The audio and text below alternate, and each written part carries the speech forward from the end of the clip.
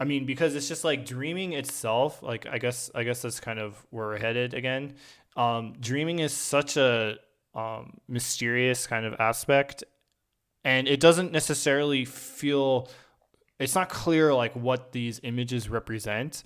I think there's kind of a tendency to ascribe a lot of meaning to what's happening in a dream, and I think that there can be kind of a detriment to um, thinking too hard about what's going on. Like, I'm dreaming about this, so it's obviously my greatest desires for my whole life or whatever. Like, it might be, but it might also just be you're just randomness. Like, there might not be a purpose or meaning behind it. So you always have to be kind of careful, I think, with how you think about dreams, because you can go too far in your assessment of them. Does that make sense? Yeah, I mean, I agree, but I have a couple bones to pick with that analysis. But first of all, I want to talk about you attack the people that analyze their dreams, but I think there's another group of people who also deserves a little bit of criticism, and those are the people that think dreams are just frivolous and useless.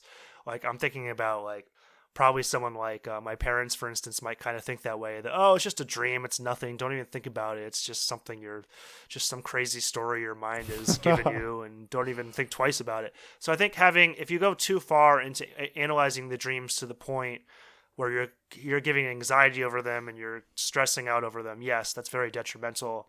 But I also think if you're completely ignoring them and you're not utilizing them at all, or you're not giving them any sort of analysis, that could actually be detrimental as well. Yeah. Although I feel like the relationship between what the dreams are and their ultimate meaning is not clear. And it might differ from dream to dream. Do you know what I'm saying? Like maybe in one dream you have a thought that I don't know, you really want to be like an astronaut or something. But like maybe that reveals some kind of like truth about like how you feel about science and you really feel connected to that.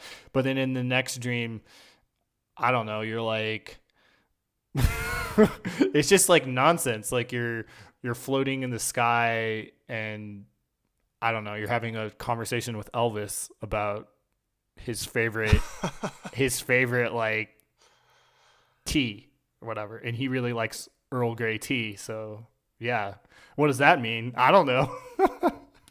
These are strangely specific. Are these dreams that you've had in the past? I don't know. I'm just saying. Like you don't necessarily know the connection between like the purpose of the dream and why you're having it. Like it might just be random. Okay, I mean, I definitely agree. You can't generalize dreams. If you look online, there's stuff called like dream dictionaries, and you can look up terms that are in your dreams, and they try to give you literal translations. And those are just bogus because what might be like the Earl Grey tea that Elvis is drinking in your dream might be something completely than the Earl Grey tea that Elvis is drinking in my dream. Or, money Exactly. might be symbolic of something in your dream that's Yeah. not the same as mine. So it does take quite a bit of self analysis and analyzing the dreams, and you might still not be 100% right, but I still think you can glean a lot of information from your dreams. One thing I started doing in the last 3 months or so is I've started writing down the dreams that I remember. So the first thing I do when I wake up, if I can remember a dream, which is happening more and more often as I write them down, I feel like I can remember them better. Is I just jot down the details of the dream, what happened, how I felt in the dream, and then I kind of think about it in terms of my own life. And what you're going to see is you're going to start realizing that your dreams sort of have a lot of recurring elements.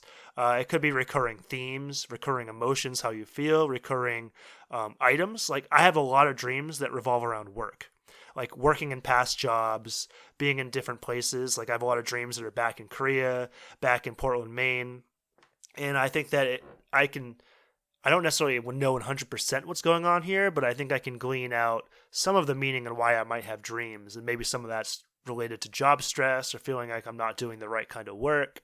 So I think you can definitely gain some information from your dreams. And keeping a dream diary is one of the best ways to do it. Yeah, I mean, I would say that there probably is something you can glean from it, but I would just be careful with following some, I don't know, supposed like grand like theory about how all of these dreams work, like a la Freud or something like that, as the book kind of goes into.